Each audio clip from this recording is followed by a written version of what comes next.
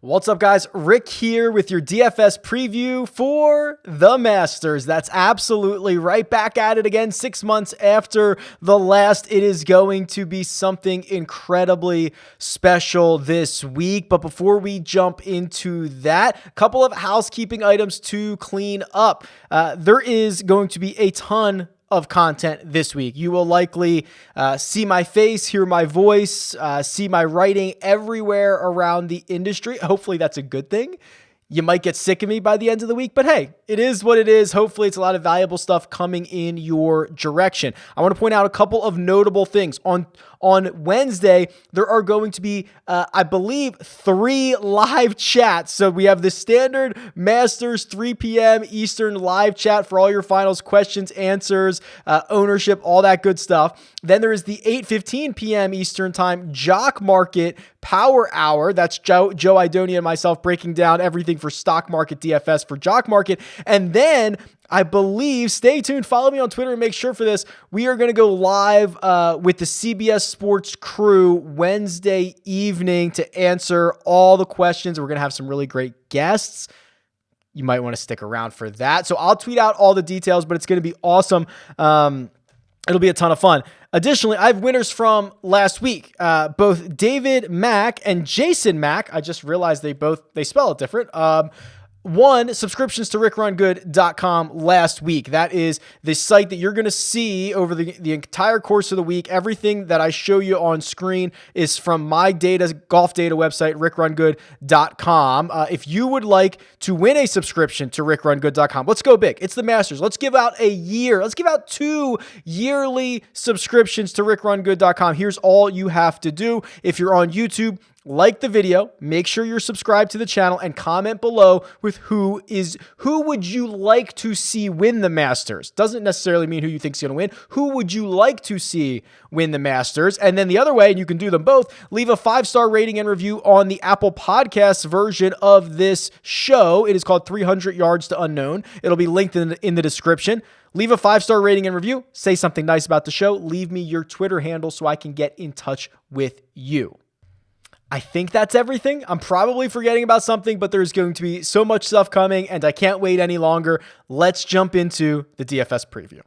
Augusta National, the course that needs no introduction, will get an introduction. Par 72, 7,475 yards. It is bent grass greens, and Dr. Alistair McKenzie, with the help of Bobby Jones, designed this course. And it is obviously, I think very clearly, the most famous course in the world. Maybe St. Andrews, but I feel like at least for the American viewership, this is the place. It is the only major championship that does not rotate courses. Every single course has its own name. Every single hole has its own name. Every single hole seemingly has a dozen iconic shots. Just so much to talk about. But let's talk about how this relates to DFS, because that's what we're here for. And with the fact that this is the only major championship that doesn't rotate, and it tends to play very consistently year over year outside of that November Masters that we had 6 months ago, the data from the regression model is very strong. So what I do, if you're new,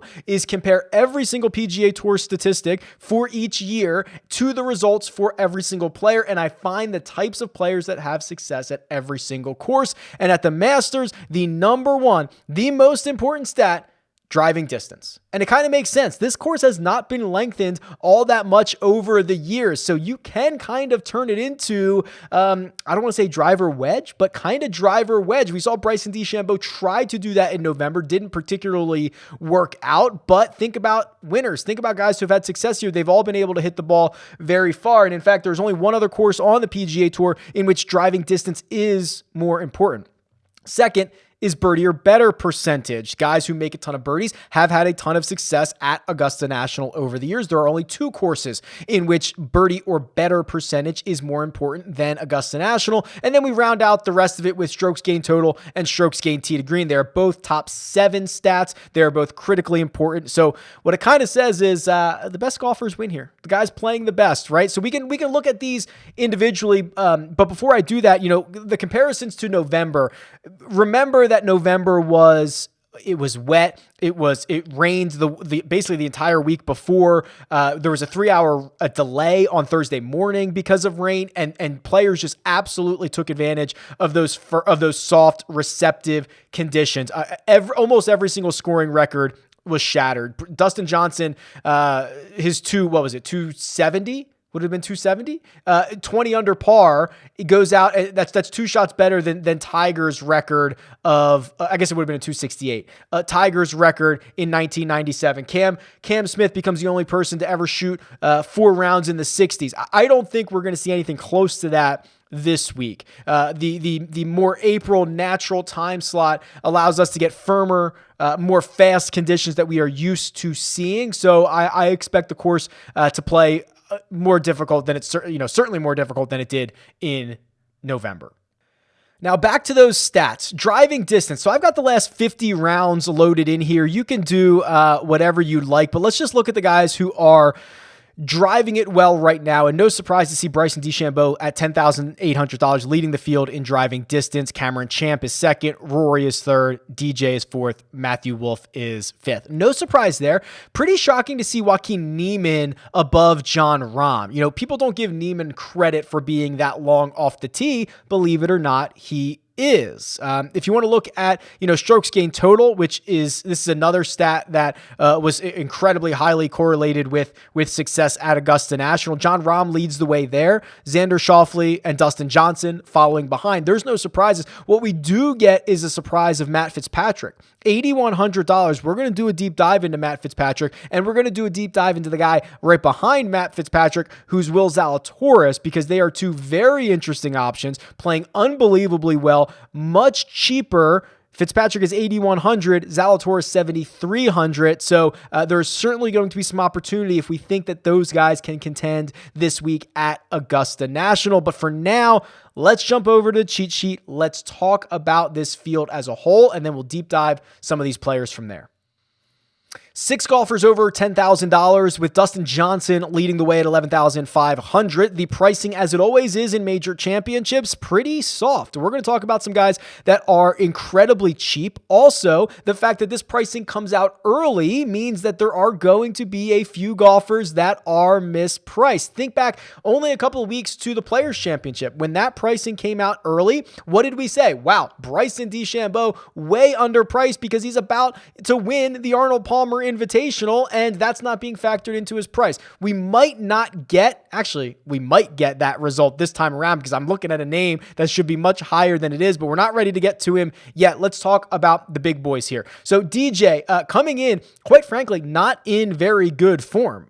He played well at Genesis, then he was terrible at the Workday. He lost 10 strokes putting there. He was pretty bad at the Players' Championship. I guess he made the cut, which is better than a lot of the top players can say, but he finished 48th, and then could not get out of his group at the match play. And then what I thought was even more interesting is he quickly registered for the Valero Texas Open after that, which made me think that he was trying to find something in his game and he needed to play one more time before Augusta National, but then he withdrew on Monday of Valero Texas Open week. So we're not going to see him in competition. So we're relying on DJ to get right on the range and to get right in practice rounds leading into this. I am warm on DJ. I'm not hot on DJ, especially because, listen, he's your defending champion. He finished runner-up in 2019. He has been excellent at Augusta National. And if anybody can flip a switch from good to bad or bad to good and forget about things that have happened, it's Dustin Johnson. So I'm warm. I'm not hot, but I am slightly concerned. Sunday morning, Jon Rahm announced the birth of his first child, which is important in this context because Rahm had made it known that if his wife went into labor during the Masters, he was going to leave and he was going to go be with her. So there was whatever percentage of a chance that was going to happen. That was kind of being factored into whether you could play Jon Rahm or not. That worry now goes away. He's a flat $11,000 and he is in, the guy's always in great form, but a top 5 finish at the Genesis, a top 10 at the players, made a run deep into the match play. He has been knocking on the door at Augusta National. Like, there is nothing you could say that is a negative about Jon Rahm's game right now. So let's just go down to Bryson DeChambeau at 10-8. And I want to bring up Bryson's player profile for you real quick here, because I don't think people are really understanding how good Bryson has been. Look at how many different stats he leads the PGA Tour in. Distance, eagles, regular season FedEx Cup points, scoring average, strokes gained off the tee, strokes gained tee to green, strokes gained total. He's second in money. He's fifth in the world ranks. He's seventh in birdie average. I mean, I could go on and on. What he's doing is really special. And what we saw in November was interesting, right? So Bryson tried to bring Augusta National to its knees. He said, what'd he say? This is a par 68 for me. He then barely made the cut and floundered around to like a 35th place finish or something like that. So Augusta National kind of put Bryson in his place a little bit. Now, what I will say, that version of Bryson was, he didn't put the 48-inch driver into play, but he was using a driver that he was just absolutely annihilating with no regard for accuracy off the tee.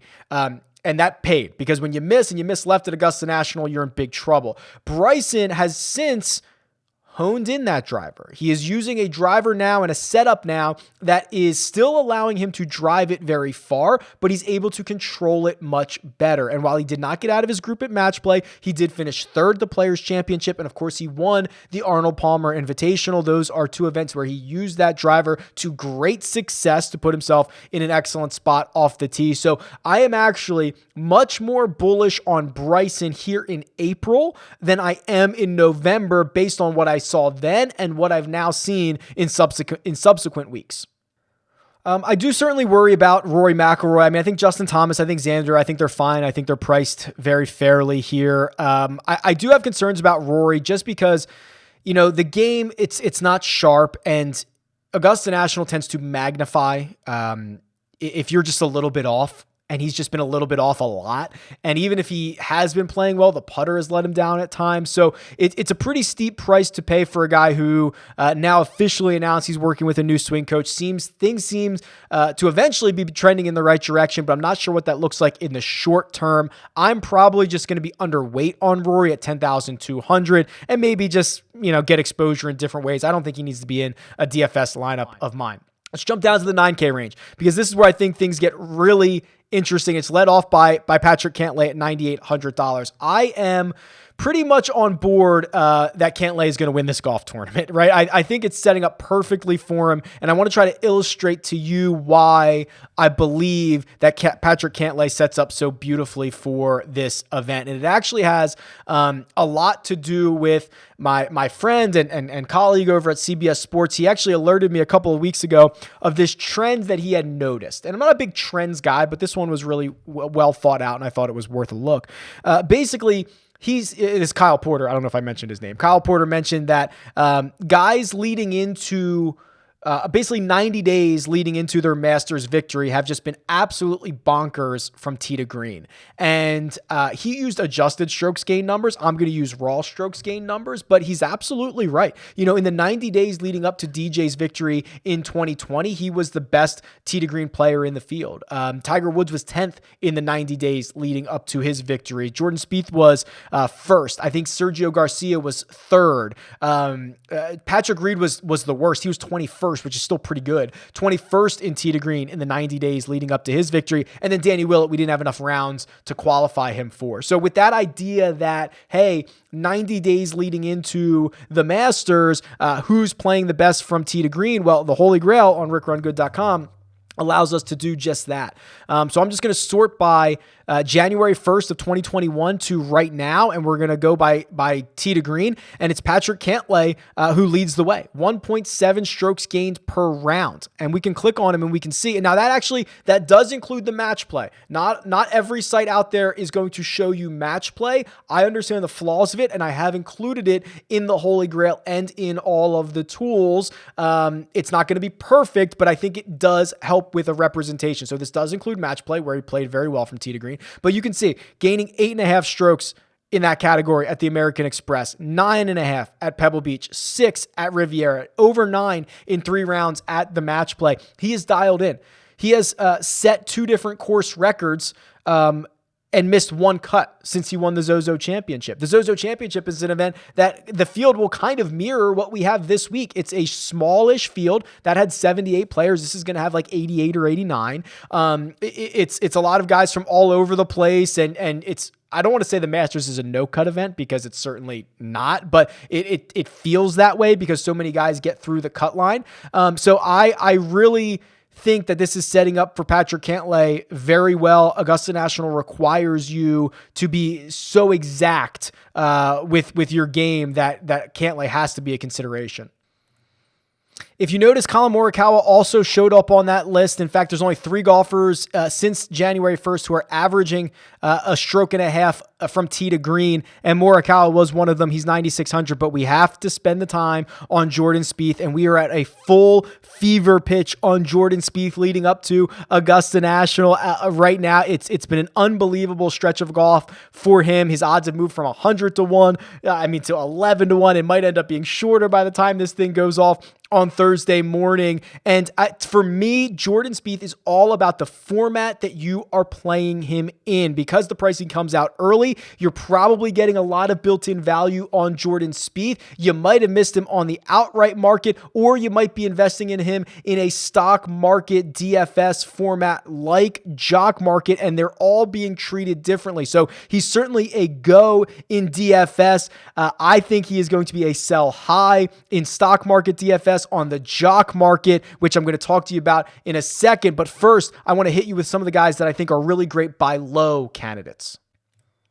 My first buy low candidate is Paul Casey, who enters Augusta National in absolutely great form from tee to green. And that is a trend we have seen from recent winners of the Masters. Dustin Johnson, Tiger Woods, Jordan Spieth, Sergio Garcia, all leading in excellent form from tee to green. And that's exactly what Paul Casey is doing right now. He's gaining over a stroke and a half from tee to green since the start of the year, which is the 3rd best mark in this entire field. And that doesn't even count his victory in Europe at the start of the 2021 calendar year. So I'm looking to buy Paul Casey in the Jock Market IPO for $8.50 per share. That means that his break-even finishing position is 16th place. I certainly think that Paul Casey can finish better than 16th place. And if he does so at $8.50 per share, I will make money on each share that I own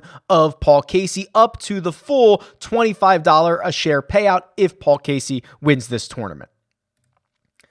Also, I'm looking at Burns Wiesberger, who is 350 to 1 to win this tournament. But what I like about the stock market aspect of Jock Market is that he doesn't have to win this tournament to pay off. I'm targeting to buy him at $4.25 on Wednesday evening during the IPO, which puts his break-even finishing position at 40th. If he finishes better than 40th, then I'm going to make money per share on Bernd Wiesberger. And I like the fact that he has played the Masters 5 separate times and he has yet to miss a cut. That is hard to do. It is a very short list of golfers that have played the Masters that often and have made the cut in every single event. And then Wiesberger is one of these guys who primarily resides on the European Tour, and that's where the majority of his success has come from. But he is certainly no stranger to big events, and he is certainly no stranger to major championships. And then I'm selling high on Jordan Spieth. And let me tell you, I could not be more bullish on Jordan Spieth. If you watch this show week in and week out, you know how impressed I've been, how much I have rostered him and bet him over the course of the past few months. But I think we are at a fever pitch now with Jordan Spieth, who is 12 to 1. I'm targeting an IPO price of $9.50, meaning that his break-even finishing position would be 13th place. If he finishes better than that, I would make money at $9.50 a share. I just don't think he's going to go that cheap. I think with the form that we have seen from Spieth, obviously the great history at Augusta National, on Wednesday evening when this IPO closes right before 9 p.m. Eastern time, I firmly believe Jordan Spieth will be more expensive than $9.50. So for me, it's probably not going to be an opportunity to get Spieth into my portfolio. Tony Finau is my other sell high option. I'm targeting getting shares of Tony Finau at $7.50. At that price, I think it would be very fair because he would have to finish inside the top 20 for him to return a profit for me. But again, popular golfer who's had decent success at Augusta National, a couple of top 10 finishes. I don't think he's going to go this cheap, and I'm a bit more concerned about what I've seen from Tony Finau recently, who missed the cut at the Players' Championship. And then we saw an early exit from the WGC match play where he showed little signs of life. And if you want to use the data from the match play, which admittedly can be a little bit wonky, he's lost a total of 8.9 strokes to the field over the course of his last 5 rounds alone. Tony Finau's weakest link is his putter, and Augusta National usually magnifies bad putting. So Finau going to have to find the touch on the greens if he wants to contend this week and turn around what has been a pretty poor stretch of golf for him leading into the Masters. If you have not signed up for Jock Market yet, what are you waiting for? Use code RICK50. That'll get you a $50 deposit bonus when you do deposit. And join us Wednesday evening, 8:15 p.m. Eastern Time on the Rick Run Good YouTube channel for the Jock Market Power Hour, where we'll spend the last hour of the IPO phase talking about all the players, all the prices, and everything you need to make money in the Jock Market this week.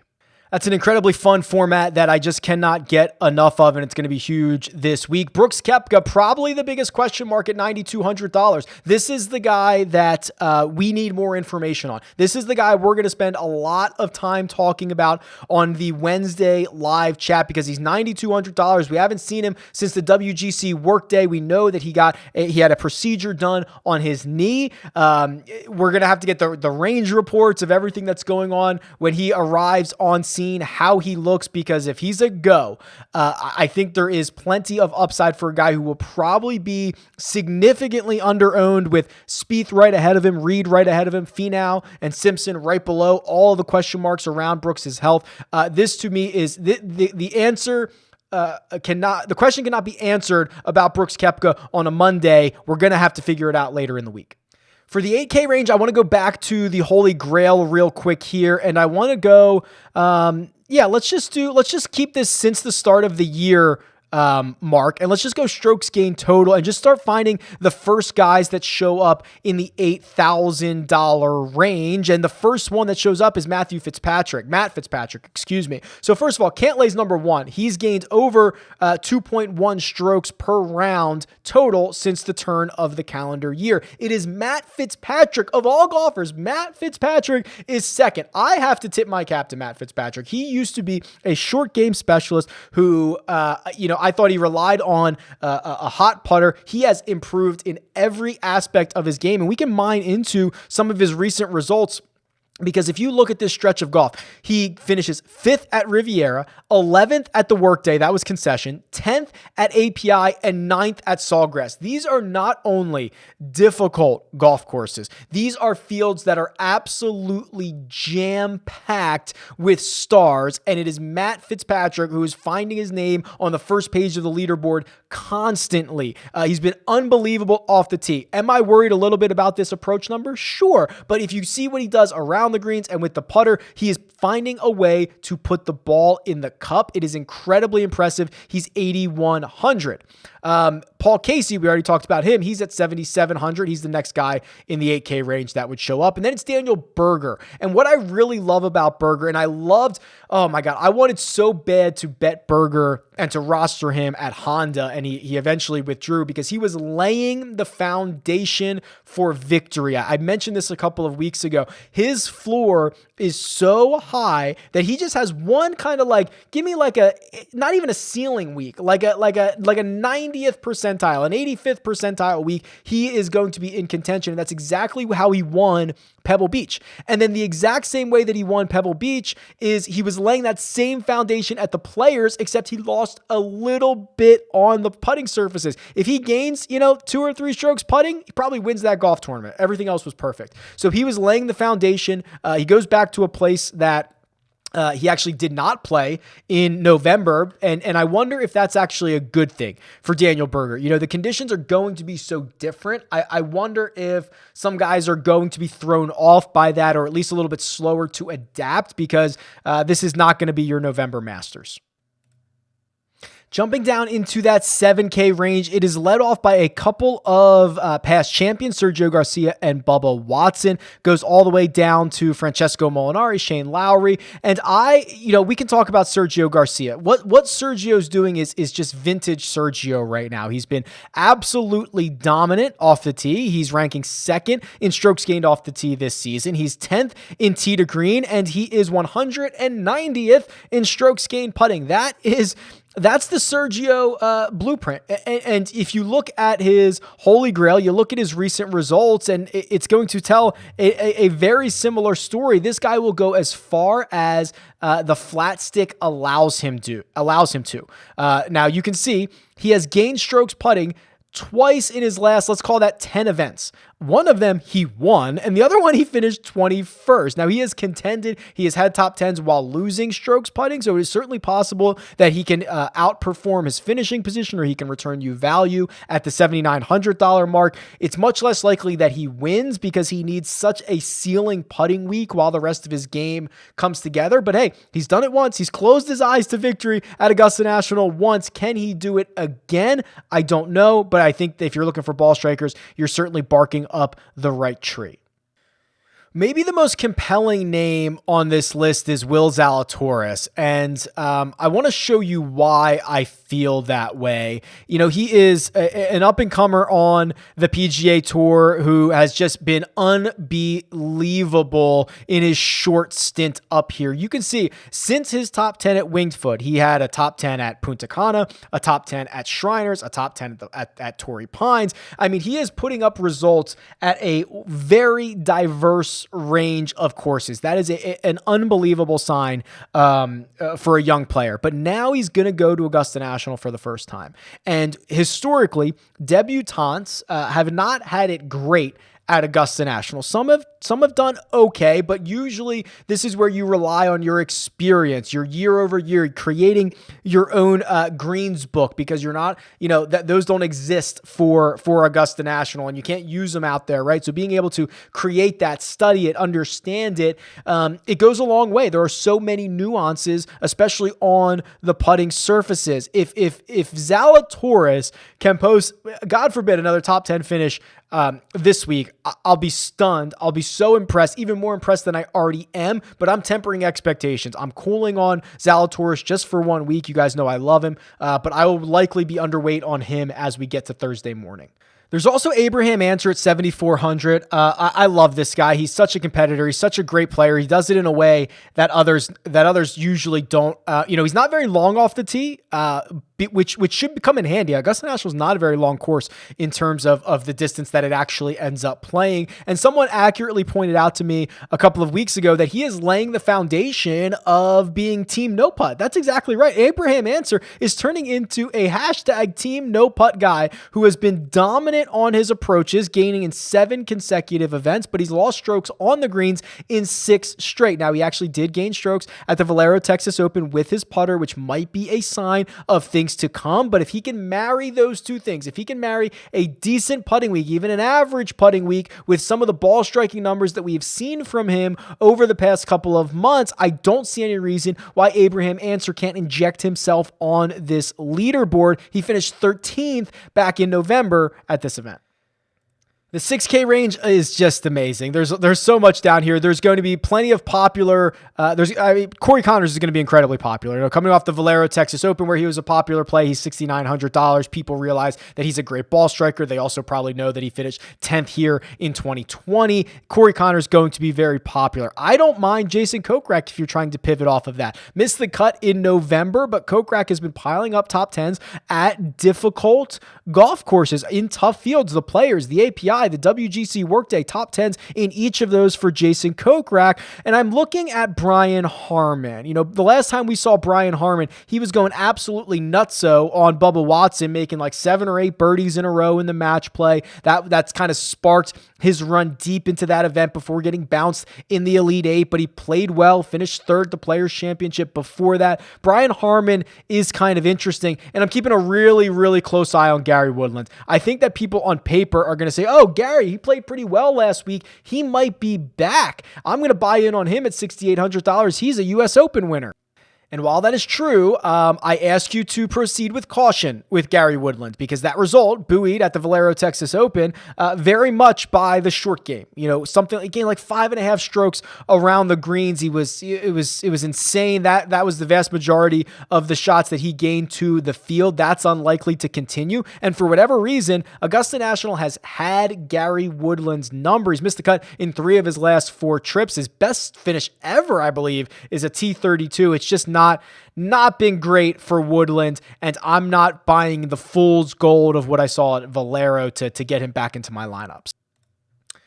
All right, we might want to record this because I'm not sure I've ever said this before, but how about Phil Mickelson?